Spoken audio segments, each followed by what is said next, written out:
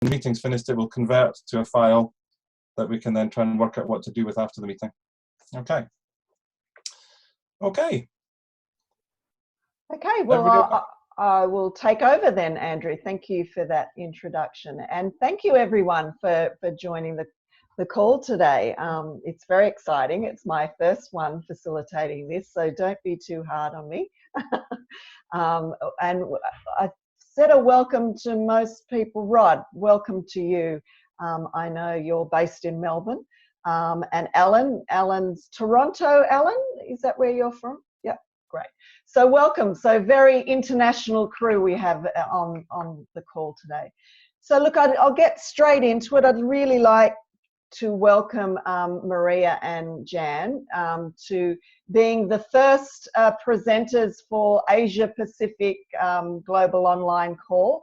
And so thank you to both of you for volunteering your time to share your story around how you've used solution-focused strategy canvas in the work that you do, and particularly led by you, Maria. And I know you're a big fan of solution focus and have been for a number of years, and even just finished this year your online course with Mark McGurgow, just in the matter of weeks ago. So very entrenched in solution focus, and really you'll enjoy this story tonight of the application of SF across a number of schools, so 32 schools that impact 15,000 students. So it's a really lovely example of how the solution-focused strategy canvas has been applied.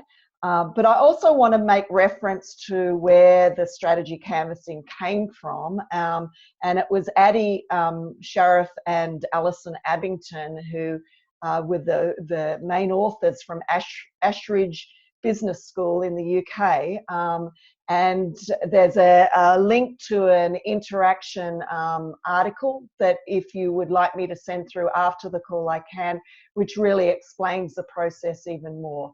And so we'll just get the highlights in terms of Maria and Jan's story of how they've applied it. I'm going to share my screen. So Andrew, you've stopped sharing your screen now, haven't you? So I'm going to share my screen, which has some slides that Maria and Jan will refer to. Basically tonight we'll probably go for about 20-25 minutes of the presentation part of the call, and then what we'll do is have some breakout rooms of where you can have chats with each other around some questions that we've put together that we'd like you to talk through in the breakout rooms that we'll apply after that. And also then we'll have a group conversation back after we do the breakout conversation to any questions that you have of Jan and Maria afterwards as well. So we might begin there. So let me share my screen so we can get the slides up.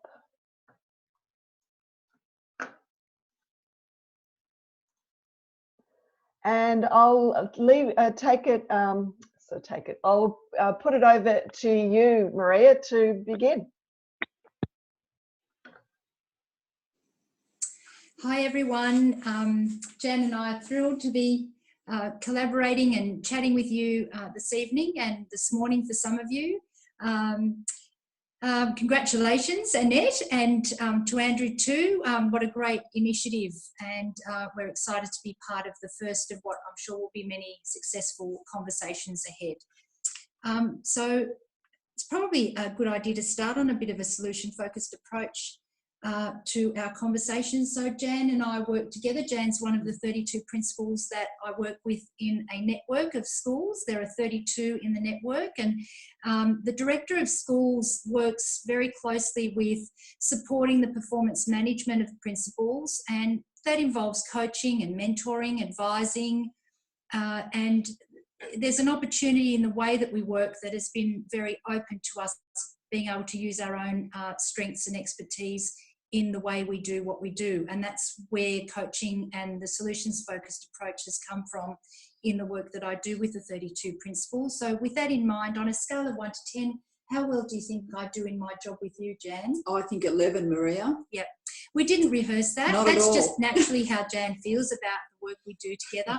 Anyway, so what came about in the coaching work that we've been doing is that in particular, I've been seeking feedback from principals over the years that we've worked together and role modelling that, and Jan's been integral to some of that feedback. And the feedback that I received, and we did it in quite an innovative way. We had Growth Coaching International supporting a trial of phone interviews with principals, anonymously talking about my work with them, and then I received a summary of the feedback from those interviews about my work, and within that feedback there was wonderful rich information about the way that principals were keen for us to work together. And this year the challenge was put to me to co-develop my goals for the year in my work with principals. And that's how it transpired that we started to look at how that might look. And we launched into using a strategic canvas. So Jason Pascoe from Growth Coaching International supported us over 2 half-day sessions with the strategic canvas. I'll come back to the picture that you can see there, but that actually is part of what transpired as a result of the strategy canvas that we developed with principals. And Jan was an integral part of the first session where we developed a platform statement. And what I realised as a leader and wanting to walk the talk in relation to this was that really I needed to put a bit of a call to action to principals around what my own vision and direction was, and then invite some debate and different perspectives around what that platform would be. And essentially we wanted to make sure that we were all moving in the same direction and people were confident about that. I'm not sure, Jan, if you wanted to put in your view about what that looked like. I think from certainly from my point of view, I always have a systems mindset when I work with my colleagues and with Maria. And I think it was really important for us to have, to sort of show that we are one system and have one direction. And I think this was a really good way to sort of demonstrate that and to make that happen. So what happened was we had a group of volunteer colleagues coming in their holiday time, as Jan has done this evening. It's school holidays here for some of our colleagues. And we determined that we would set up a platform statement that we felt that all our principals may be interested to explore and contribute to. So we agreed on having a platform statement that by the end of this year that we would have an effective focus on principal educational leadership and wellbeing, because we wanted every one of our students to make at least 1 year of growth for 1 year of learning in literacy and numeracy. Now, education obviously encompasses so much more than that. What we wanted to do was just have a significant focus, in particular on that aspect with our 32 principals. And we had full engagement that then led to us starting to explore what do we have to do as part of this strategy canvas to achieve this agreed platform. And what was quite exciting about the uptake of the platform was that every one of our principals has to have their own at least three professional goals that they've set for themselves across the year. And all 32 principals use the platform statement to construct one of their goals out of the 3 to 5 that they have to focus on in terms of their own professional learning throughout the year. And that then led us to what we have to do to get and reach that platform. And through that, we focused on the strategy canvas around the critical success factors, and we had 5 of those that we determined were going to make the absolute difference in enabling us to achieve what we wanted to achieve. So the first was based on research that tells us that looking at an effect size in relation to students' progress is a positive and powerful way for principals to determine progress. And I believe that that was a very unanimously received I think it's sort of factor. It was just a really positive way to have a sort of thinking in the same direction, I guess, just to orient us towards what's important. And one of the things we needed to do was have a better understanding too of effect size, and that comes a bit later on with professional learning that supported that.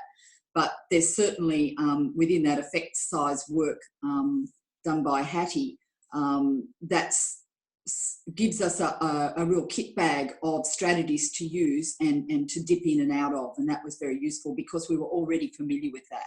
So it was something that worked for us.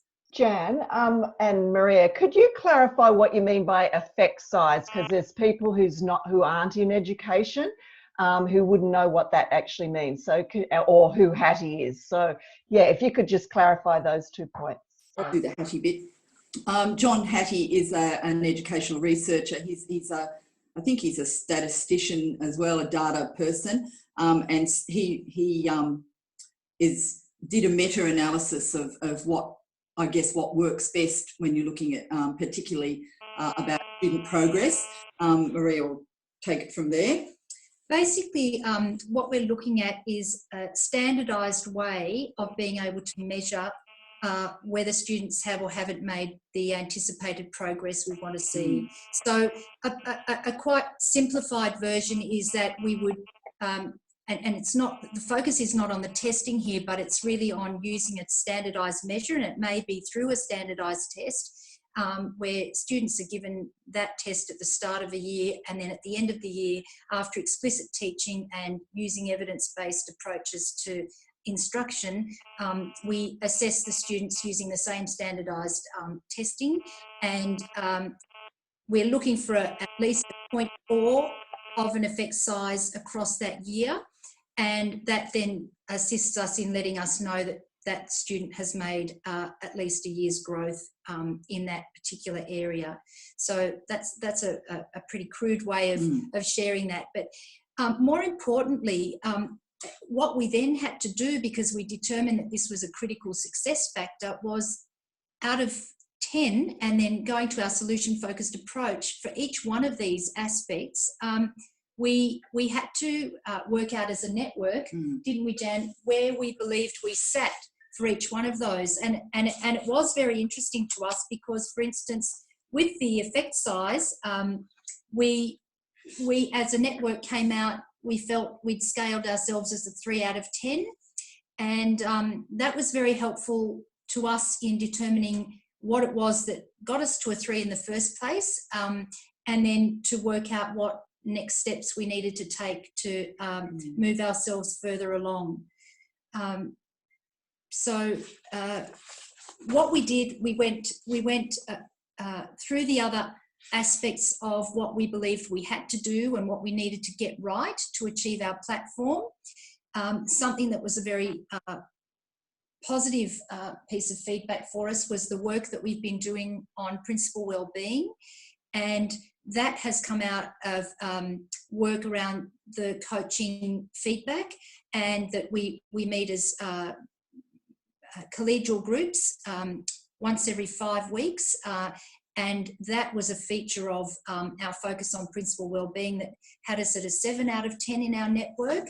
And so after we'd scaled all 5 of those critical success factors, we then determined which 3 of the 5 we wanted to really hone our resources and efforts into to see where we may be able to keep moving forward to achieving our platform by the end of the year. So, and we took action on the 3 of the 5 that we chose. we took action within the first 4 weeks after our initial meeting in January. And what was very interesting, and I've certainly experienced this experience in different ways. So what was interesting about the 3 that we chose, and why we chose 3 was. Can you just pause for a second, Maria? We've got a funny noise. Oh, that was. Sam, are you there? Don't think so. Not sure. Okay, so I had messaged him behind the scenes just to see if he could turn off his microphone. I've just turned it off. Brilliant. Yeah. Lovely. Thank you. Yeah. That'll do. That should help. Okay. Sorry, keep going. No, Maria. that's great. And we're just, John had sent through a question, and we're really happy to be as interactive as we possibly can. So please do send through your questions or commentary, and we're happy to engage as naturally as we can around this. So the reason we chose 3 was what we found was that 2 of our 5 success factors were at least 5 or above out of 10, and our conversation around that was that we believed we already had momentum in those areas, and we were better off focusing on the areas that had scores of less than 5, and that really 3 was enough for us to gain this momentum that we wanted. And we felt if we could scale up the ones and build on what was already working on the ones that were less out of 10, that would be, we would get great gains from that. And I'll give an example of that. So the principal wellbeing we felt was a 7 out of 10. And whilst we recognised this was critical to achieving our platform, principal wellbeing was actually encompassed in our collegial group meetings and an integral part of what we do every 5 weeks in these small same groups of principals that come together. And we felt that this was going to happen regardless of the platform. And so we felt that the emphasis needed to be on what haven't we been doing as much of that has to get us to that point. And I think we've been doing a lot of work because it was a previous focus on principal wellbeing, which is why we have those smaller collegial groups. So we have about, they could be anywhere from about 5 or 6 people up to maybe 8, and they meet each time once every 5 weeks or so. And it's a consistent group so that we also get to know each other and support each other outside those structured meeting times as well. So we felt that we had those in hand and that they would just work alongside in tandem with other deliberate actions that we instigated as a result of the strategic canvas. So what came from that is that was our strategic canvas ready, and it really poised us for action. And as an interesting aside, we devised quite a simplified template from the 2 half-day processes, which I'll forward through to Annette and she can share with you all, because it's really something that we developed from our work together and certainly suits us in an educational perspective. But what I've noticed about the template and the simplified version of it is that it's got real applicability in an approach to strategic thinking and working. And I've had many colleagues use it. Jan can share her own perspective. I've had colleagues using it at a school level with their own teams, and I've actually used it with school students who are looking to, for example, we've got a boys' school that we're looking to have student voice across all the boys in this secondary school, not just the boys in the leadership team. So we pulled out a strategic canvas template, and the platform was to reach the voice of every boy, and off they went with the 5 things we have to do. What does 10 out of 10 look like for each one of those 5? Where do we plot ourselves now out of 10, and what 3 areas do we think we'll get our biggest leverage from?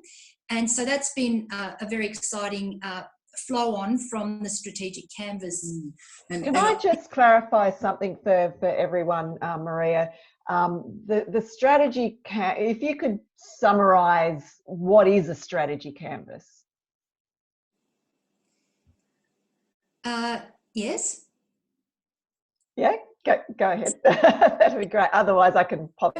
So I'm going to give the creative side of it first. So for me, when I first heard the term, all I could think about was the natural visual of a canvas, a blank canvas, and one where it was, collaborative approach to then determining how do we create the picture of where we want to be together by the end of a certain time. So for me, that was the vision that was in my mind.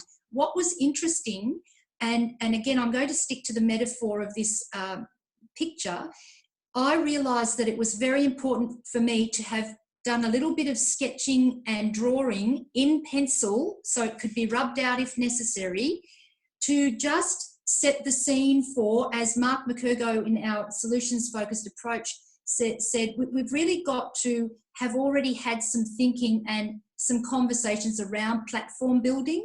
So the idea for me was to have a little bit of, the preparation was there, the canvas was set, but have a little bit of the forward planning in mind so I could invite opportunities for people to contribute to draw, to collectively develop a picture. So basically a strategy canvas from my perspective, and Jan will have her view about how she saw it, having lived through the process too, was really having a series of opportunities to work out how to achieve a platform that was collaboratively developed.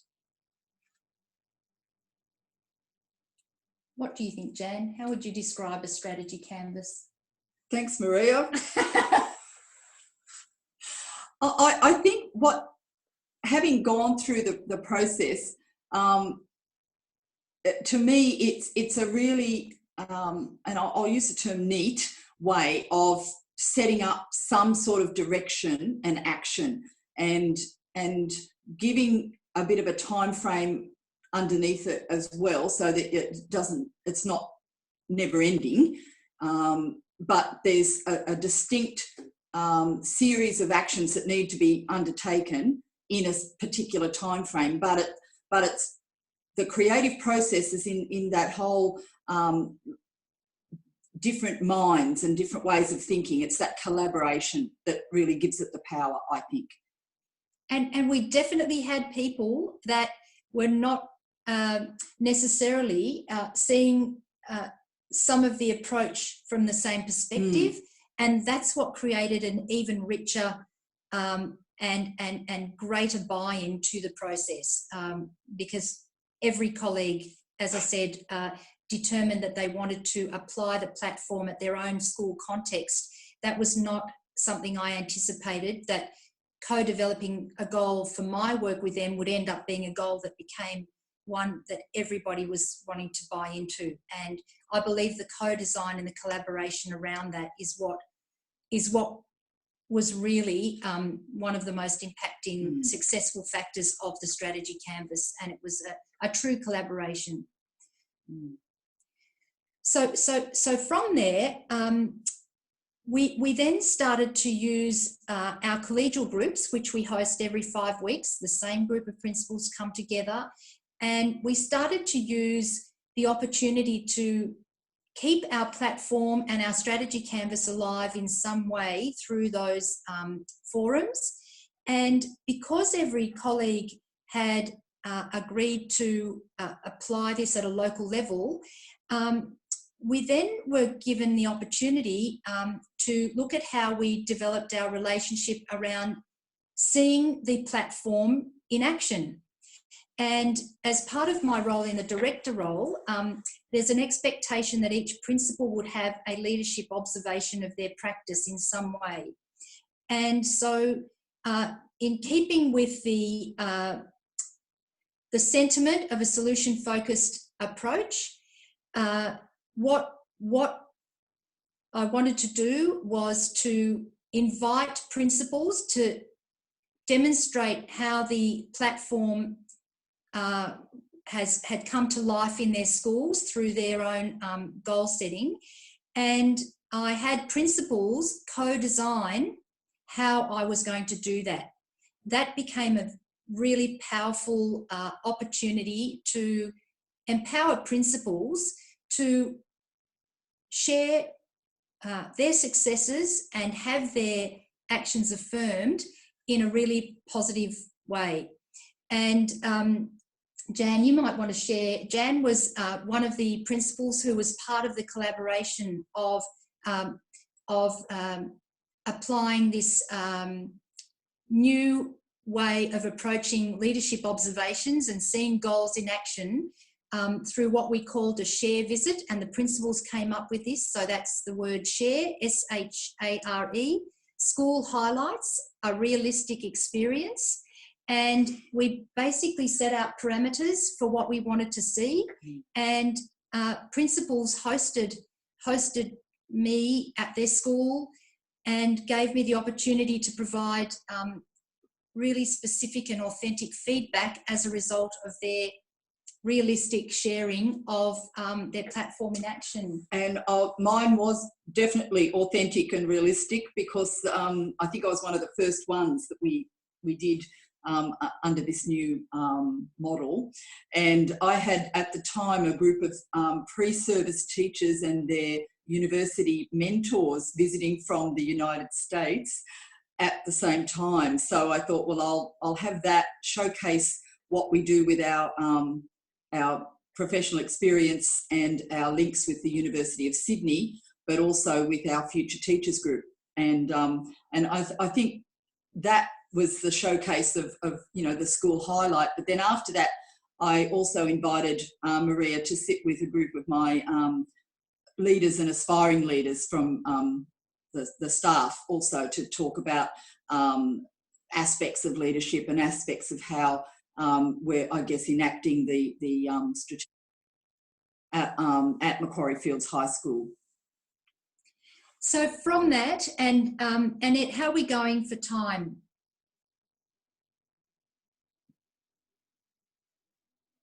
Annette needs to unmute. We probably could move to what difference it's made, and then we the next slide, if I can move on. This is a good one. Just if I could just make a mention Sure. of this, Annette. Yeah.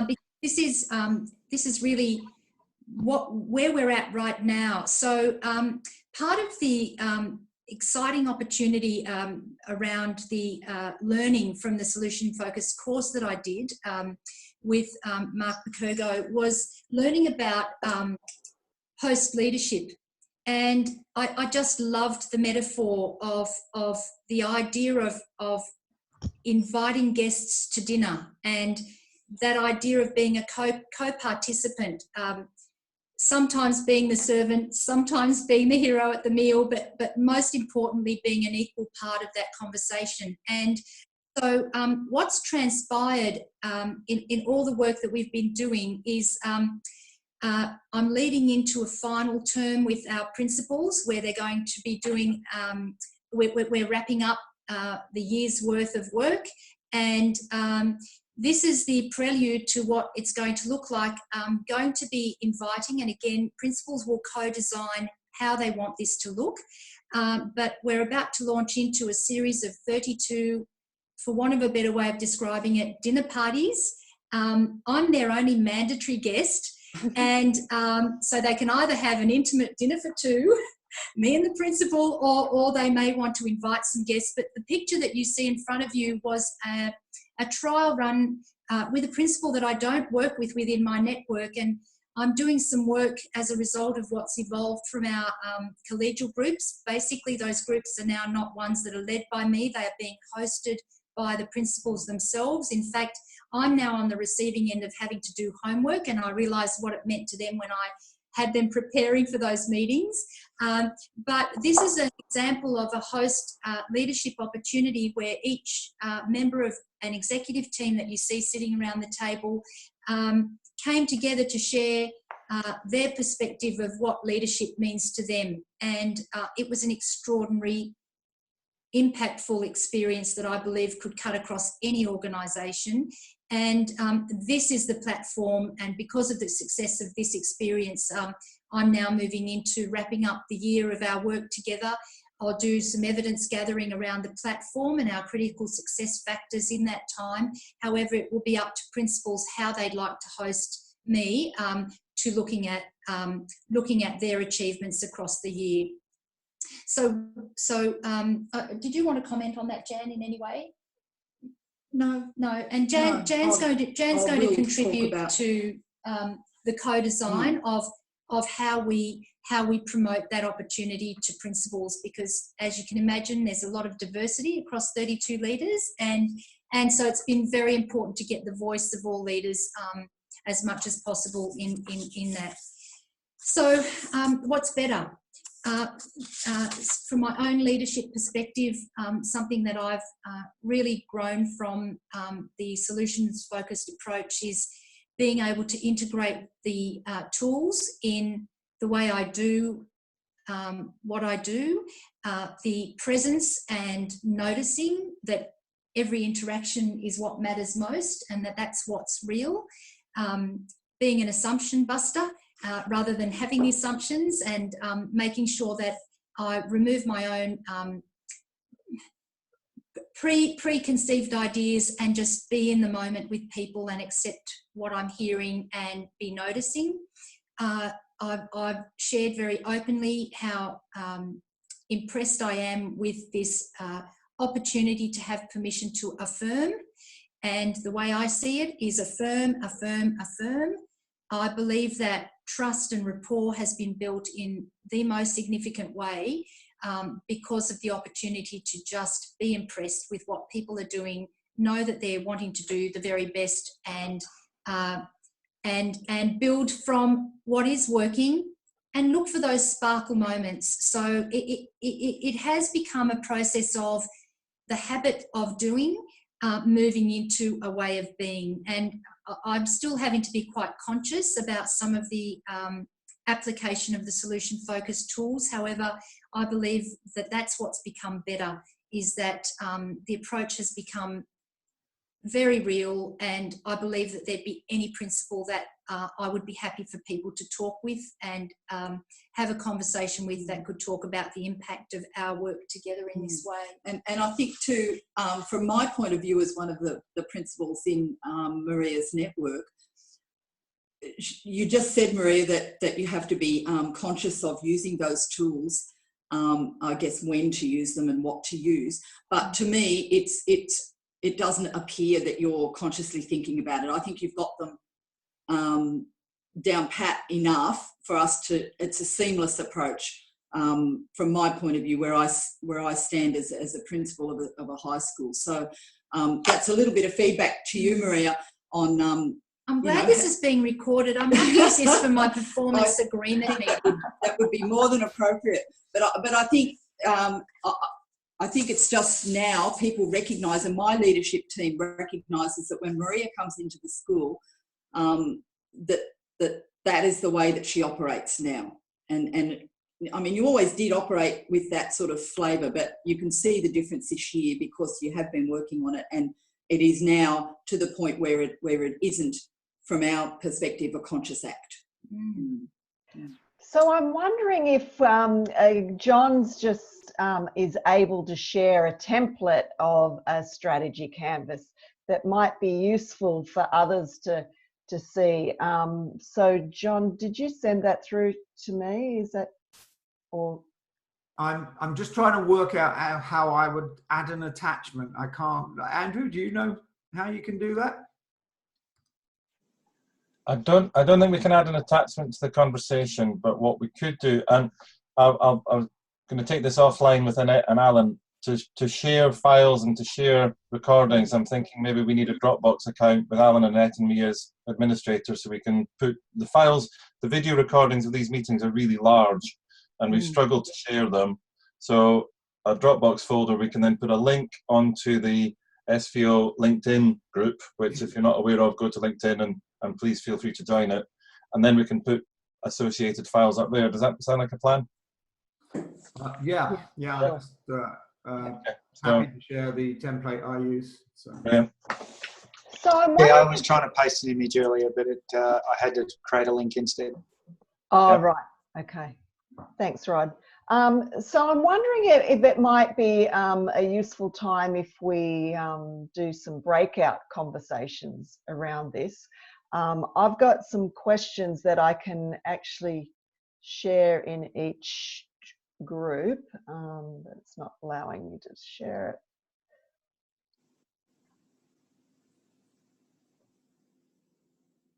Yeah, so I'm wondering if it might be a good time that we break into a few breakout groups and have a look at these questions in each breakout group of, you know, what have you been impressed with based on the story that Maria and Jan have talked about?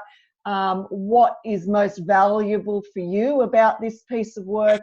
What might you be curious about having heard this talk, and maybe how might you use the strategy canvas, or have you used the strategy canvas, and what impact has that made? So I'm conscious I have to create these groups now, so I'm going to stop sharing, and then Annette, before you do, Annette, as well, maybe if you just copy those questions and drop them onto the chat, then right. we will all, in breakout rooms, we'll be able to look at the chat if we all need to refer back to those questions. Okay, I will do that. Is that okay? And I will go back to breakout rooms. And how am I going to do it? All right, so I'm going to put less rooms because we've got less people. So I'm going to close that and I'm going to go again. Andrew, I might need you to drive this. I don't know if I can, unfortunately. Okay. I don't know if I can, unfortunately, as I'm not a co-host. However, just those questions, if you pop them in the chat, I think you might not have hit return just to send that through. Okay. If you do that first, and they haven't come through yet, but bear with me, folks. I'm trying to organize. okay. This is an emerging process. It is. No, it's not working. Okay, I'm going to have to go back and get the questions differently. Bear with me, folks. I'm nearly done.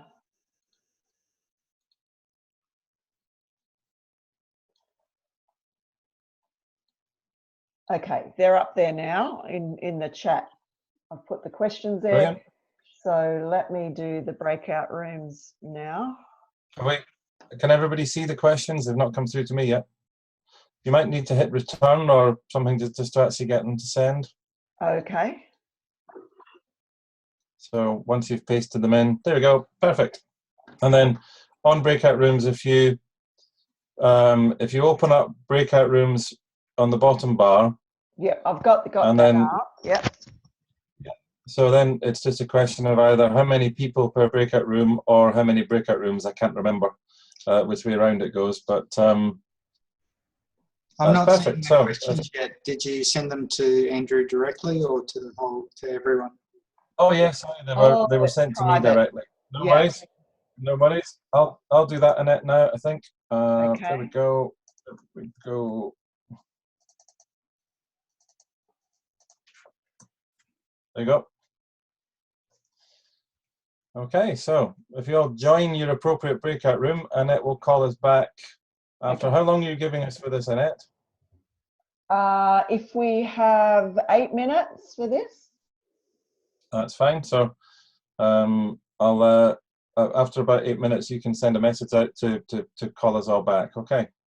Great. And I'm just assigning everyone now, so I will be. Okay. And then once you've created them as well, you can then visit breakout rooms if you want to see how things are going. Okay, will do. Okay. See you later. Okay.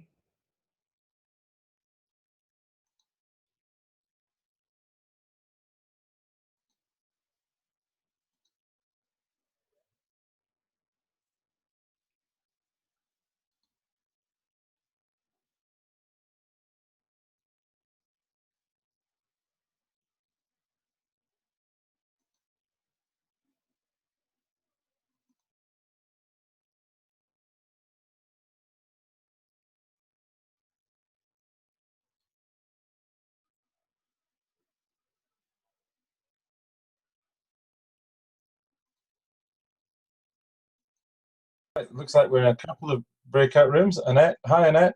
Hello. Are we all allocated? Everybody okay? Everyone's allocated now, yeah. Fantastic. Okay, so what affirmations would we give to Maria and Jan?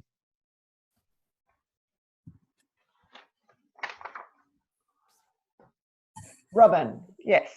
Oh. Look, I'm really impressed by their courage in dealing with such a large group of people, you know, and so successfully. I think they've done a really brilliant job. And to get everyone involved, I think that's a huge achievement.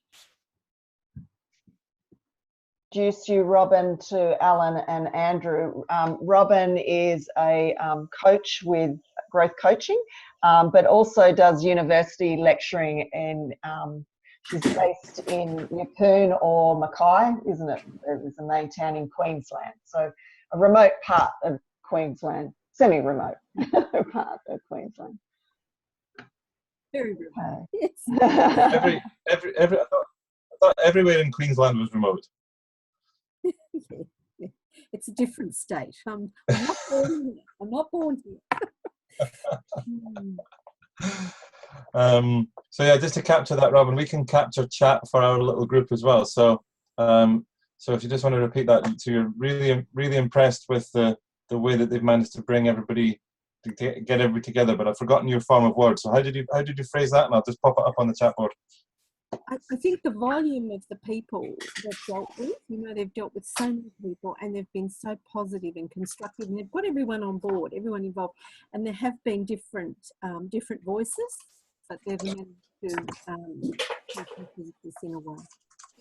Yes, indeed. I'm certainly was really impressed when the consistency of the method and the fact that it works, but also the flexibility. I loved the idea of it being a dinner party with one compulsory guest. Just, you know, you can either have a private one-to-one dinner with me, or we can have a dinner party with lots of people, but one guest. Make sure that the dinner party produces the outcomes and goes through the process and so on. I thought that was really lovely. I could jump in with what was. Except I call it the progress canvas. Otherwise, I end up having arguments with people about what strategy is. Because it's not big and complex enough for strategy. So that's what I like about it. It's a nice, simple way to do strategy. So should we have a look at the questions? What affirmations would you give to Maria and Jan? So someone jump in. Go on. It seems like a very, very good piece of work, because getting together so many people with such dedication is not an easy task, as we all know. And they seem to have managed that, and that's very, very impressive to me. Yep. Okay. Someone else? From what I heard, I'm impressed by the courage and the vulnerability that was required to go into those discussions. It's you know, they're flip sides of the same coin, but it takes a lot to be that open. So yeah, the courage and vulnerability. Okay, encouraging the vulnerability. Yeah. Thank you. Anybody else? Following on from Rod's, really, just the courage to try things different, because in education we're generally a fairly conservative with a small C bunch, so giving things a go takes a degree of courage and obviously a commitment and passion around it to help make it work. And I think the ability to be able to bring that together in a collaborative environment, being aware that there were a lot of different viewpoints to take into consideration in that space, and being comfortable to accept, be a part of those different viewpoints and utilise each person's thought process to incorporate into the canvas, so that there was a clarity of what their platform would look like. I think it was a clarity for them that assisted them with then developing their success, the success points or the success criteria for them. yeah. And Annette, did you want to say something as well? I've always been impressed with Maria because she's always looking for creative ways to bring others along, and I think I liked yours, Rod, about courage and vulnerability. That is a true strength of Maria's, that she'll just have a go and try something new, so be creative and go against the norm. And yeah, that's what I really am impressed with what she's done. And it's large scale, like 32 principals. Bibba, I'm not sure if you're aware, principals are heads of schools. So they're the key leader of a school. And so to have such a big program and to keep it simple is, yeah, I'm most impressed that she's able to do that. Okay, as I'm last, you've said all the things I would have said, if I'm honest. So just great to see them taking a piece of work from Ali and sorry, the man's name's gone right out of my head at the moment, but it was easy with Ali and we were talking to her yesterday. Just taking that piece of work and applying it, as you say, quite bravely, actually. No one said the word brave here, but I think quite brave to take that piece of work and put it into that context. So great. So next question was, what's most valuable for you about this piece of work?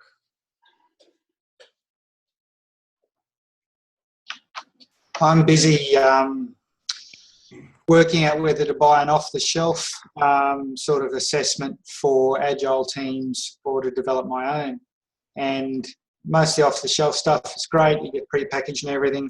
And there's none out there that have got a solutions focus. So as we're going along, I am, working out how I could possibly use this canvas as part of maturity assessment. I don't actually like the term maturity assessment, but that's kind of what the client has asked for. But these key success factors could be the criteria of what makes a good agile team. We could do scaling on each of those. We could then, I've got 14 factors in mind, but I could easily resolve it down to the team that I'm working with could help resolve it down to the 5 that they want to focus on, and then we go from there. So yeah, it's very, very fertile ground for me.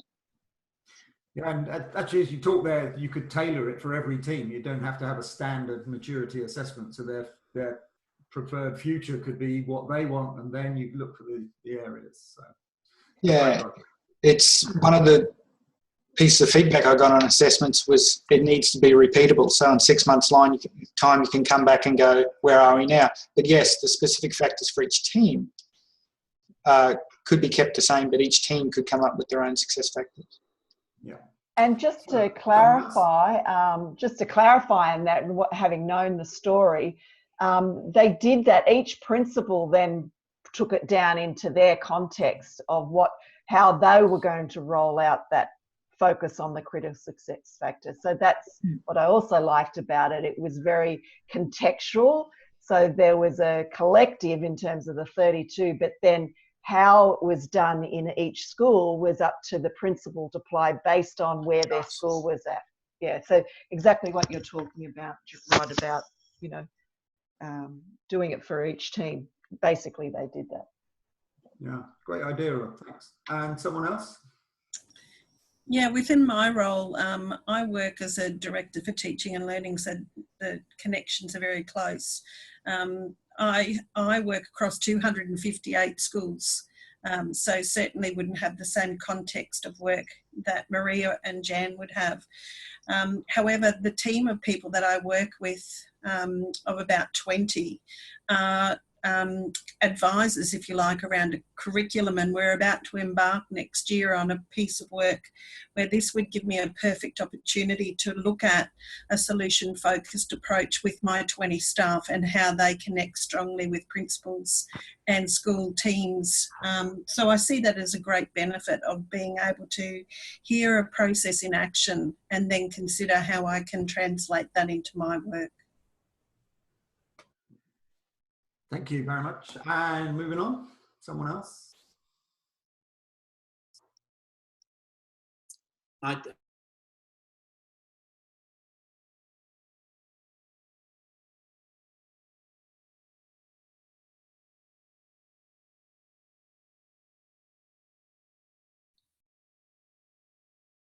Maria, are you in a breakout? We didn't know how to do that. We just Oh, broke out ourselves. Right. Apologies. I will put you in one now Okay. because it'd be nice to hear some of the stories. How do I get you in? I'm so impressed, Annette. Really and truly, I'm so impressed. Well, I'll let you listen in now.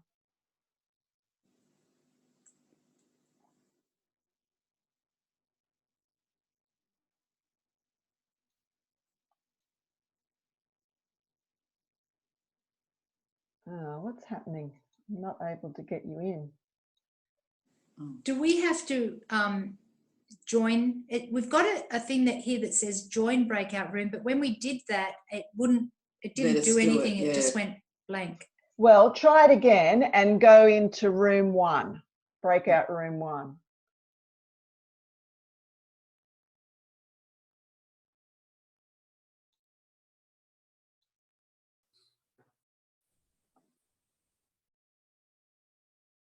I'm happy to ask the question.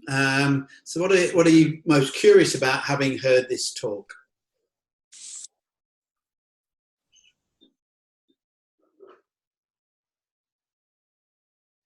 If I may, I'm curious, what would you ladies recommend to someone who would like to do something similar to what you've done, in terms of what would you keep from your project? What would you do again? What would you recommend if somebody wanted to step into your shoes? Great. Next. Okay, for mine, it would be, I was just interested in, there was, if we talk about the preferred future or the future perfect, I don't know how they term it in Australia, or what Mark uses on his online course. Does he use future perfect? Yeah, they use future perfect or preferred future, either way. Yeah. Okay. So I was just interested. I'm curious how that future perfect was done. It didn't really come over on the slide, and I had my way of doing it. I was just really interested to see, how was that done? Nika, you're recording these so we can put it into the bigger group. Yeah. So Maria and Jan, you don't need to answer now. We'll when we get back to the bigger group. Yeah. I'm curious about the fact that, Maria, you talked around the surprise of principles. Very much a good way to do it. Yeah. Just a question is, I don't know about the strategy canvas. Is it a form of the future perfect? Maybe Annette can answer that, having joined in. We're all curious about finding out more about the strategy canvas. So we've just presumed that we now know about it. How would we apply it? But we do need to know a little bit more about it, really. Yeah, so what might be useful if I send through their strategy canvas, so you can see what the platform was, what were the critical success factors they're scaling. So basically it's a way of designing strategy in a solution-focused way, that you come up with what is the question we want to have answered, and then what would be the key pieces of that we must do and must focus on. And then it's a plan then of how they keep checking in on where they're going. So small actions come out of it. So rather than normal strategic planning of detailed implementation plans, it's using an SF approach, which is let's take some small steps on each of these critical success factors and then check in around what been the impact of those small steps, and then let's devise some more small steps around it. So that iterative process of as well as the whole interaction piece. I mean, that's what has been done beautifully in this example, is Maria's way of being and how she's allowed her leadership to be shared, and the collective to come up they need to do next, and noticing all the progress that's been made along the way as well that mightn't have been anticipated. So the article, Robin, that I will send through the link really goes through it really nicely about what to do, how to work through it, because that's what we did in terms of working with them. We just basically were self-taught from the article of what to do. I'm sure Alan and Andrew have probably had more experience in using Strategy Canvas, but we were all learning together in terms of how to apply it.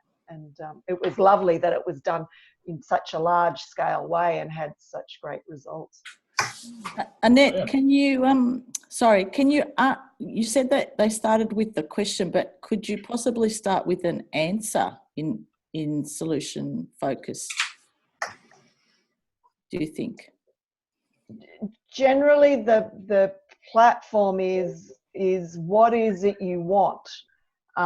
So it's, rather than starting with, it's sort of flipping the problem that needs to be addressed.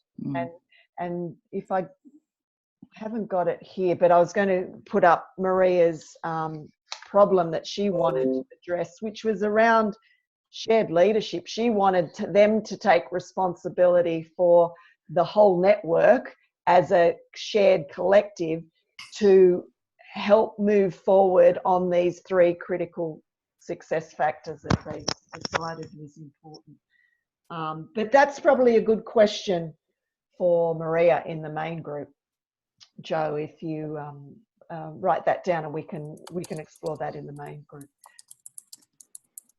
If I could just add into that, what is it you want? I add in before that, what questions do you want to answer in the planning? And usually I say to them 5, maximum 6. They always say, well, how do we know what questions are? I said, well, strikes me you're all pretty intelligent people. So we work on what the questions are. We do some solution-focused answers to the questions, and then we can say, oh, so we can see a lot of what we've got in common that we want. Let's talk some more about that. Supposing some of these ideas you came up with, we're working, whatever the time frame is, a year from now, 3 years from now, what would that look like?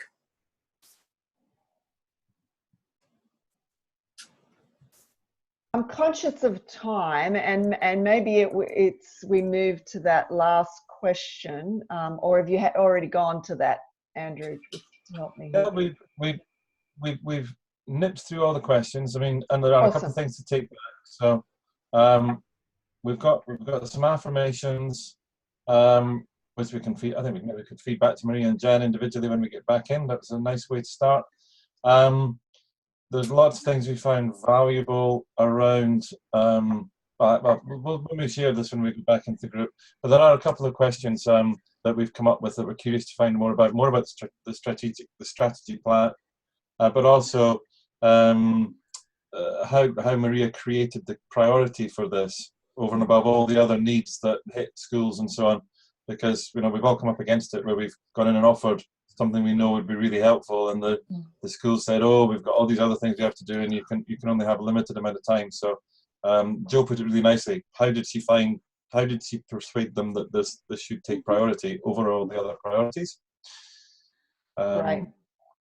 And yeah, just more about using the strategy canvas and so on. Was there anything I've missed there, folks? Yeah. So yeah, good. Okay. So yeah, I think we're pretty much done. If you want to shut us down, if the other group are ready as well. Okay, I'll just check with them, and you have to shut them. You can only shut them all down or none. So yeah, okay, and you get warning, don't you, Andrew? If it doesn't cut you straight off, well, there's a bit of warning, isn't there? Yeah, I think it asks us if we want to leave. So, I'm not sure what happens if we say no to that, whether we just get left in the little breakout room all on our own. Our own little space. Okay. Well, let me just go mention it to the other group.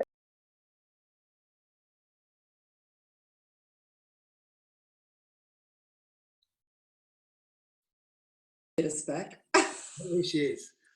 And that's we're wondering whether to come back, whether you're going to bring us back or. I'm going to bring you all back now. That's why I came back, to tell you that. I'm going to bring you all back. Great. Okay, so let's leave that. Close you all down.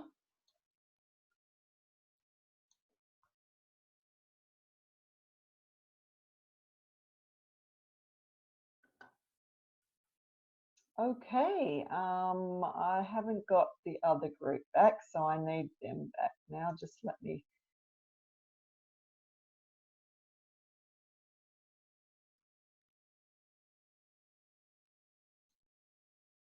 Okay, it's saying it's coming back in 36 seconds.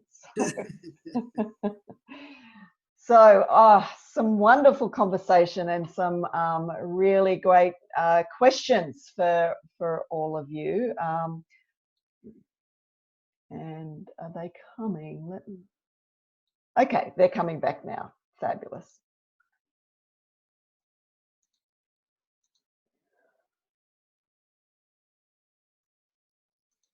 Okay, so we had Nick and who else was it? Nick and Andrew had the questions from each of the breakout groups.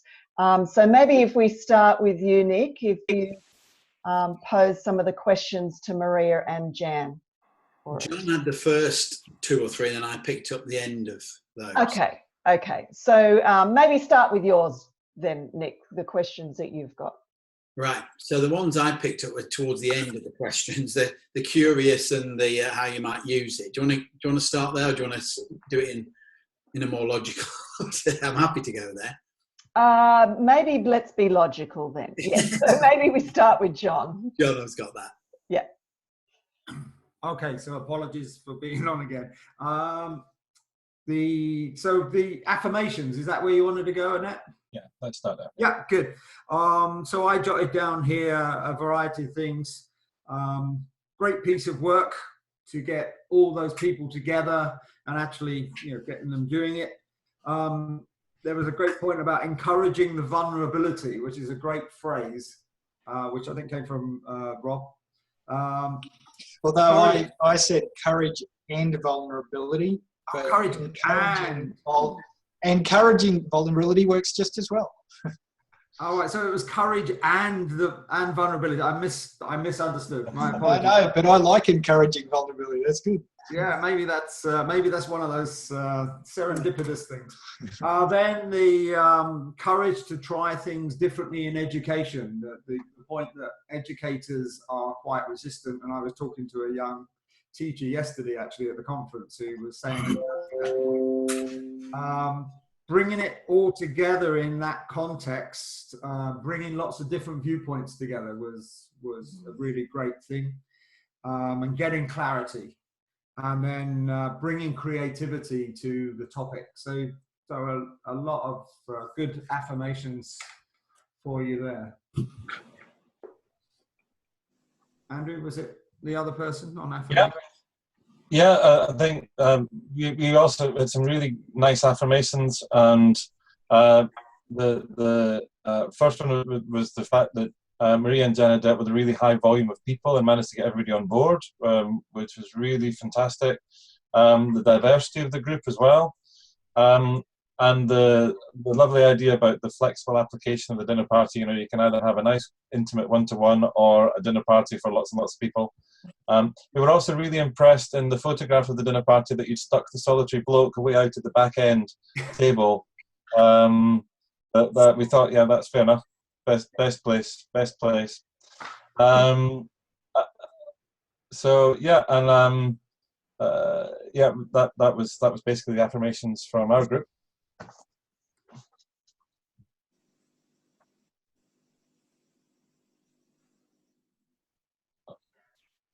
So if we go to some of the other questions, what's been most valuable, do you think, from this piece of work? John, did you record any of those down? I did, yeah. I got 3 anyway. Well, there was only 3, I think. So there was developing And Roddy, you might want to jump in on this, but Rob was talking about developing, he's got to develop a maturity assessment model, and they can be quite rigid. From my understanding of working with some people who developed a maturity assessment, and he thinks there's a lot of potential to use this in that maturity assessment. And Rob, jump in there if you want to. And then create a connection. Did I say that right?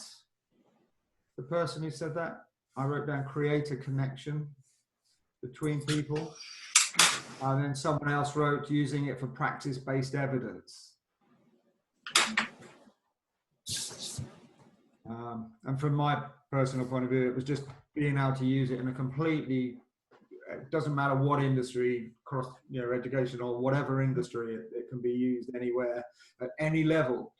So that's great as well. So I'll shut up.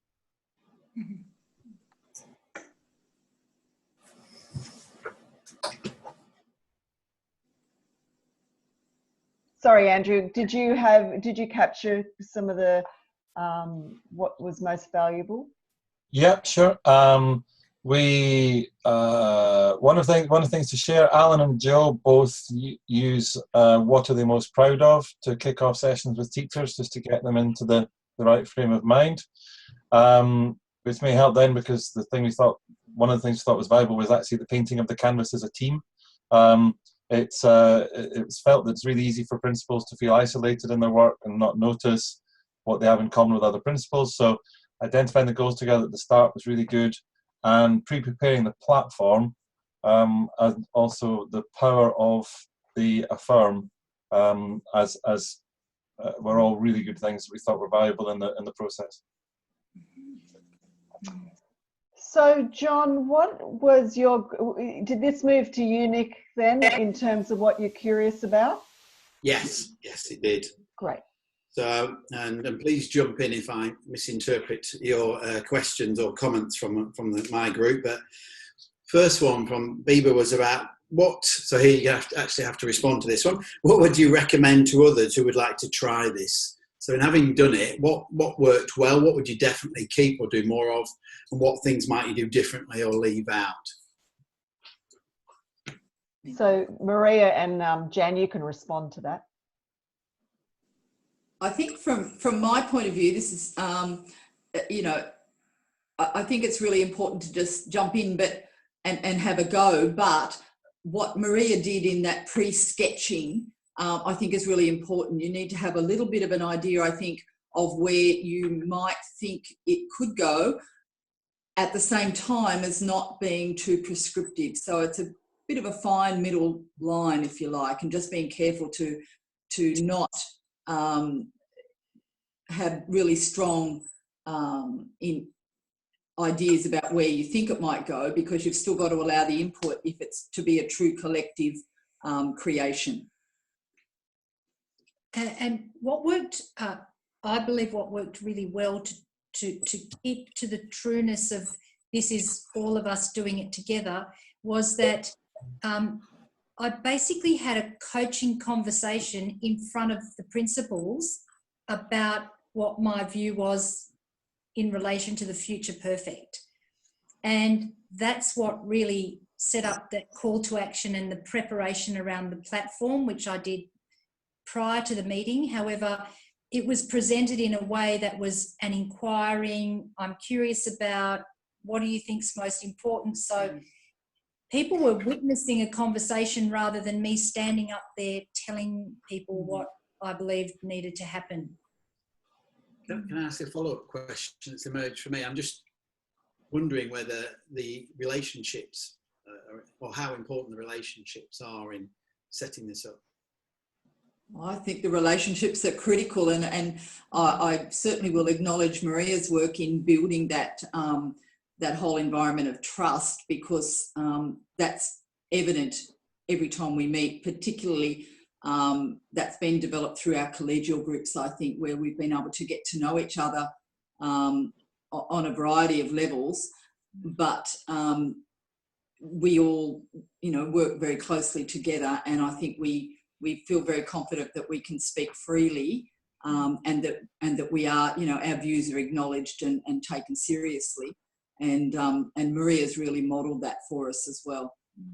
Great. So I would keep the idea of doing with rather than to. That's become an absolute way of working for me.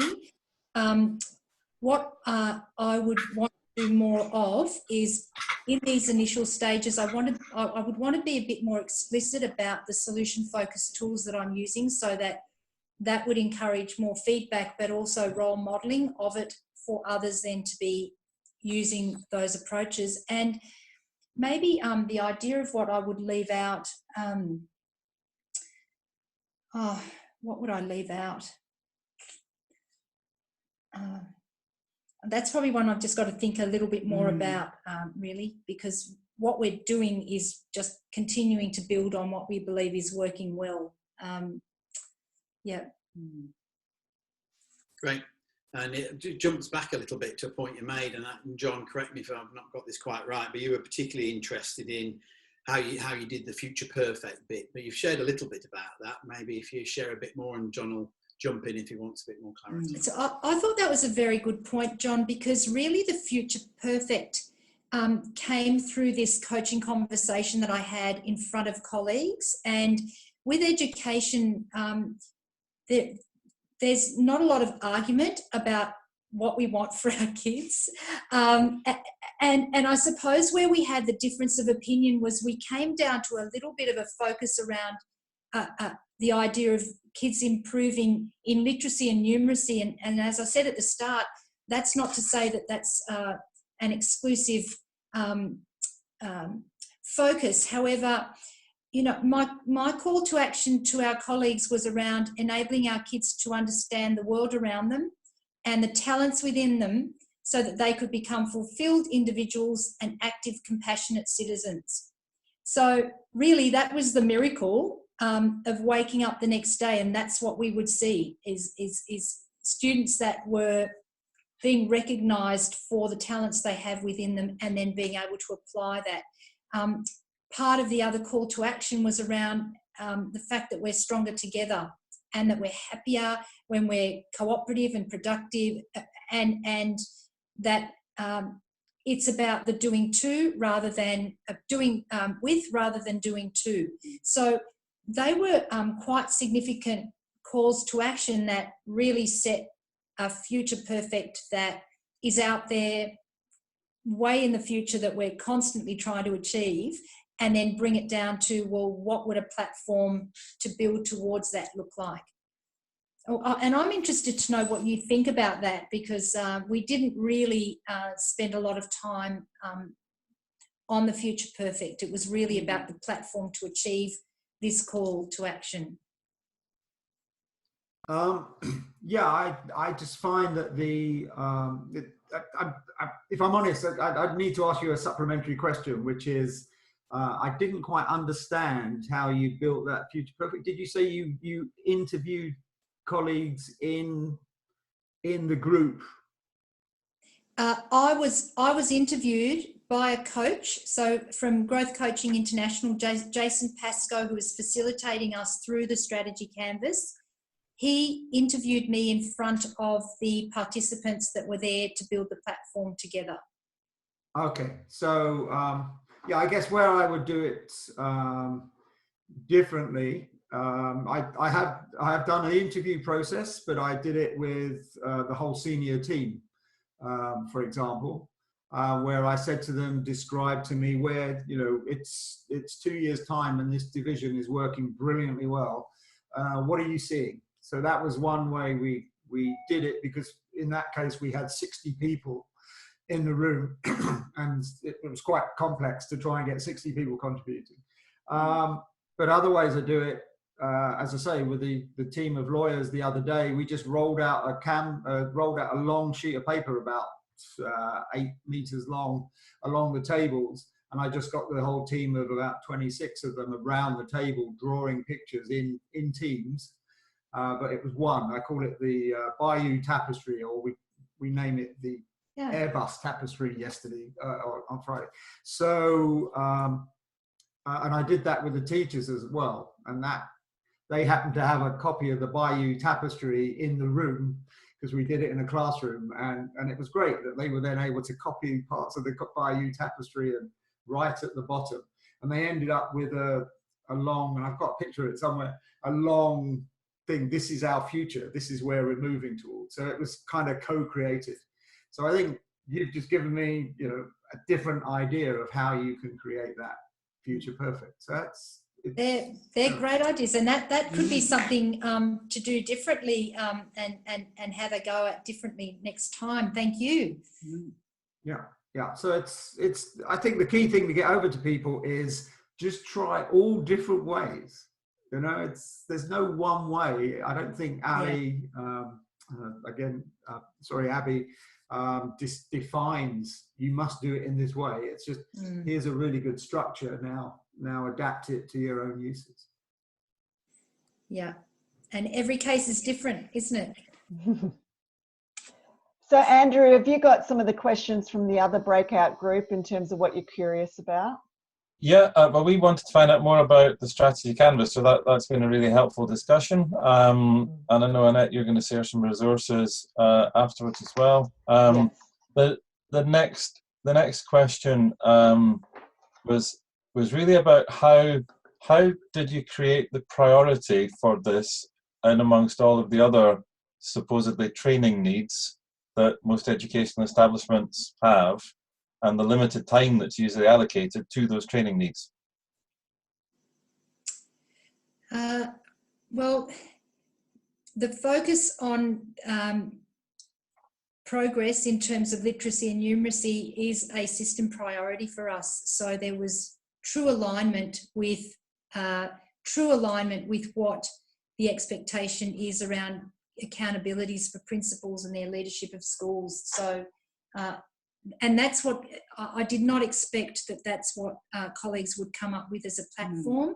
It was absolutely driven by what principals saw as a priority in their work. And I guess if you come back to what Maria had as the collective aim, if we're wanting to enable students to understand the world around them and the talents within them, that literacy and numeracy are tools with which students can do that. And that's always been a priority for us, to make sure that our students have those tools and that they're honed to a really fine degree so that they can adequately access, the world to their satisfaction and reach their own goals, which is what we want them to do.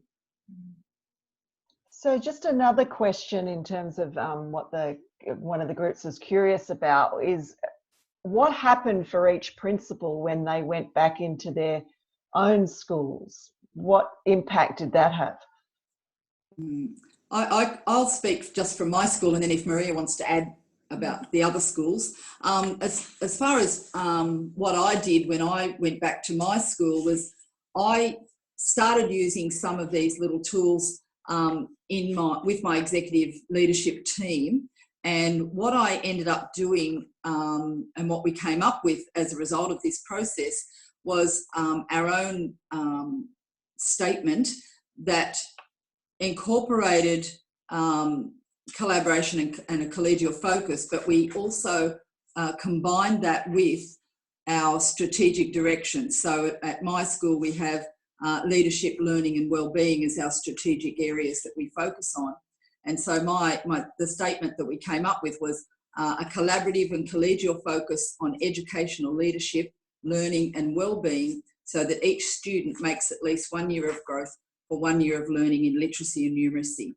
And then from there we developed some critical success factors, and that then started driving our professional learning needs across the school. So that was sort of what we did at the executive level, but I also used it with a team, a group of aspiring leaders. So we've got a leadership development strategy that also involves some people from a neighbouring school as well. And I used that to also focus on what they wanted to get out of the aspiring leadership sort of program, and that also gave me a bit of direction and the group a bit of direction as to where we would lead. So they're the two main areas that I used it with back at my school. Yeah. I'm happy to share some feedback directly from principals, because I asked people would they be prepared to share some reflections on the strategy canvas, and some of what was shared back, people said they enjoyed working in a small group at the first meeting to develop the shared strategic canvas on 1 year's growth for 1 year's learning, and the meeting was a springboard for getting their own executive and teaching staff on board with this thinking, and they've worked hard this year on developing authentic ways to track this progress. The shared strategic goal has now been embedded as a school goal this year. People were very affirming about the process. Unpacking and using the strategic canvas was most beneficial in mapping out a plan to improve an identified area of need. We identified what success would look like as 10 out of 10 prior to evaluating where we currently placed ourselves along the 10-point scale. I took a blank template from the workshop and replicated the process with my school leadership team. We decided to focus on developing leadership for school improvement in numeracy. From this, the leadership team collaboratively developed a common goal related to the strategic canvas. So you can see the trickle-down effect here. A similar process was then used by stage teams in the school to develop a common stage team goal. I believe the whole process was complemented by the introduction of the effect size tool to measure 1 year's growth for 1 year's learning. Another colleague said about the share visits, an opportunity to experience the varied way in which we achieve the same goal, share the knowledge and build on our own skill set in how we have a direct impact in our own schools, with particular reference to a year's growth for a year's teaching, an authentic opportunity for feedback as well as celebrating success. So you can hear the platform has actually come through the feedback, which was not what I just said, please reflect on the strategic canvas, but that's what people have taken away, is this application of the goal at a localised level and contextual to their school and their own data, and where they've got to emphasise the process, I think. So I'm conscious of where we're at time-wise, so I thought it might be really nice to wrap things up in terms of what have you taken out of this for all of us to comment, if you choose to, around how might you use the strategy canvas in a full-on way like this, or a small way of what you've picked up from our conversation today. So anyone may begin. Just give me a hand signal if you have a comment that you'd like to wrap up, or final comment to Maria and Jan from what we've heard tonight.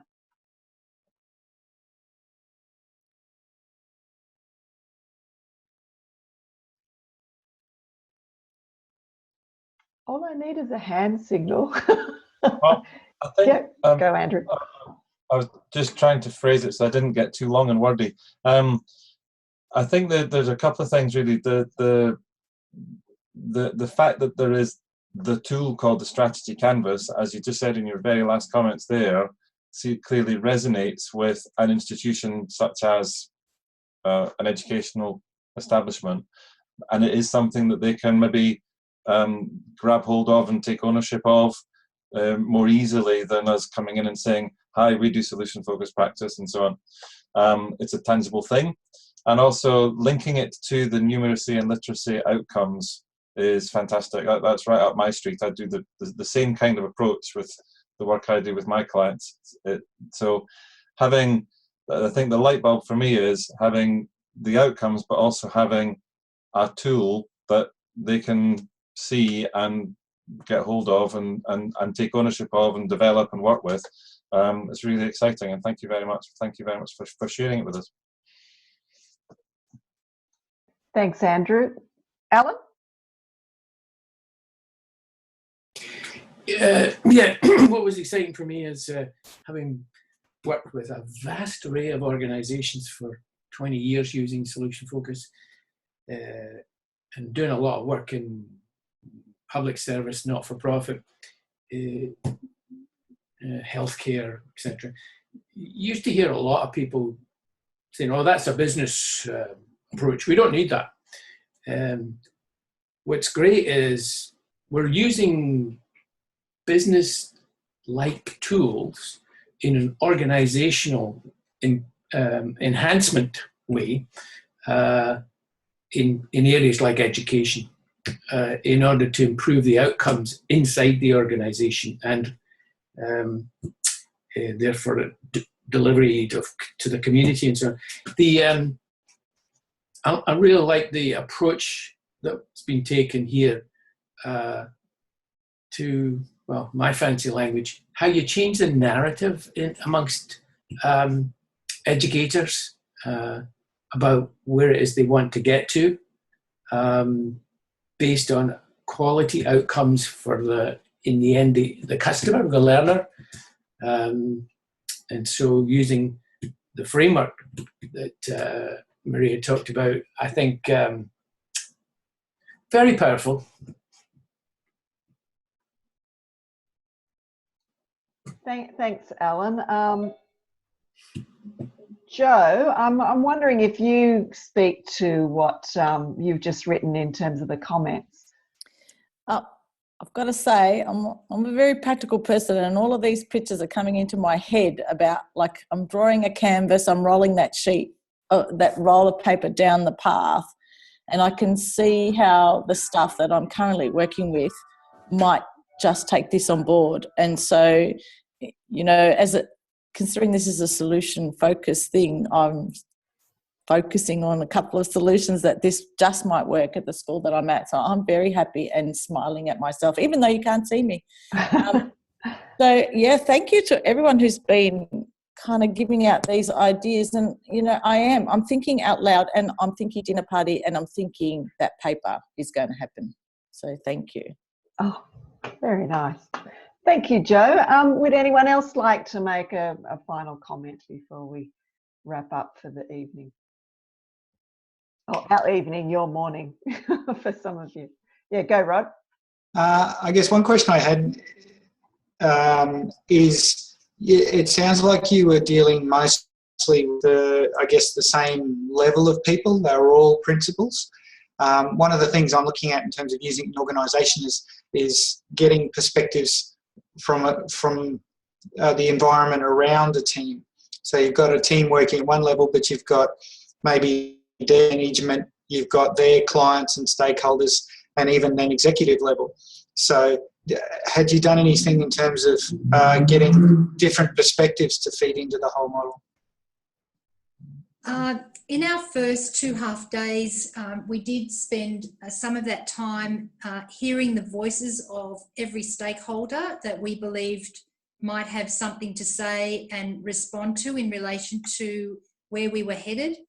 And so we did collective work on bringing those voices into the room and hearing what we thought parents would say, what we thought students would say, what we thought staff would say. So nice. we didn't actually go out there to gather those as points of reference, but we brought them into the room by imagining ourselves in those people's shoes and saying, well, what would our community say? What would the system say? We actually talked about what would other colleagues say that weren't part of our process. So that was a way that we invited that thinking into the room. And you've picked up an important point, Rod, because that's not something that that I encompassed in the modified version of the template. So, you know, it would be great to hear if someone's got some suggestions once you see the template about how we might be able to integrate that without making it too unwieldy, because one of the reasons it's been picked up and worked with at a school level is because it's very easy to apply, and you don't need to have been trained to apply the thinking. It's step by step, here's how you do it. So on that note, Annette, I thought maybe it's best to just share the template of our work together with the principals, if you're happy to just upload that resource. Yeah, I can do that with the other resources that we send around, certainly. Just for the benefit of, I'm sorry, I don't know how to pronounce your name. Is it Always? I've just messaged her to say we're nearly finishing and we'll be recording, but yeah, we've got a little bit of work to do. I know Alan, myself, and now Annette, we've all recorded these sessions, but they're massive, massive files, and we've struggled to find a way of sharing them. So just I'll take that one away as an action and work out a solution with Annette and Alan and John's input, and then keep an eye on the place to find this will be the SFIO LinkedIn group, which is an open group. Go onto LinkedIn, look for groups, look for SFIO, and join the LinkedIn group. You'll find the resources there. And of course, if we have a Dropbox location for the video files, actually smaller files, like we just mentioned, can just be put straight into the conversation as an extension of the conversation that emerges around the discussion. So that would be a way forward. It might just take us a little while to actually work it out. Yeah. Andrew, we can involve our web developer as well, the SFIO web developer, so that he can give us some clues as well. Yeah. And yeah, were there any more points people wanted to make? I know John wanted to make a point about SFIO in general, but I suggest we move to that at the finish. I just want to say thank you very much. As I say, I do use this tool, but it's just so exciting to hear it used so successfully in an organisation. So great work, thank you. I just sent a little note to Annette just saying this is great, fantastic. So thank you for sharing this with us. It's really brilliant. Thank you, Maria and Jan, for being the first presenters on the Asia Pacific online session. So I'm really pleased. Yep, round of applause for both of them, and being in holiday time too, taking the time out to do it. And thank you all for participating, and thank you for being kind to me while I fumble my way through this session. Well done, Annette. Well done. Thank you. Could you organise it next time so that I don't have to get up at 4 a.m. in the morning? Oh, Alan, you get the award. Yes, the most inconvenient time. That's impressive. It's a pleasure. Really appreciate it, Alan. And thanks, everyone. Bibba, what time is it in your location?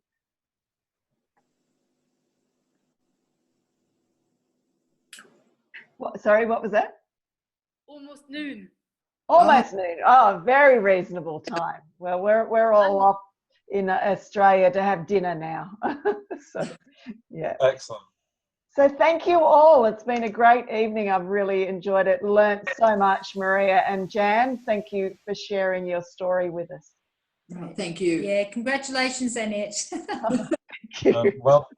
Well done, all of you, and thank you very much for your participation. And just general message to everybody: we are looking for similar topics, projects, discussion topics, things you want to share, things you want to explore. Happy. I think Annette's going to coordinate for the Asia Pacific time zone. So if you've got any ideas, anything you want to share there, please share them with Annette. If you're in Europe, share them with me. If you're in North America, share them with Alan. We're gradually stumbling into some kind of organizational process where we're going to try and run these regularly. So we're getting there. It really feels like we've made great progress today. So thank you, everybody. Thank you. Thanks, everyone. Thank you. Okay, thanks. Annette, please feel free to either stop the recording or close the meeting or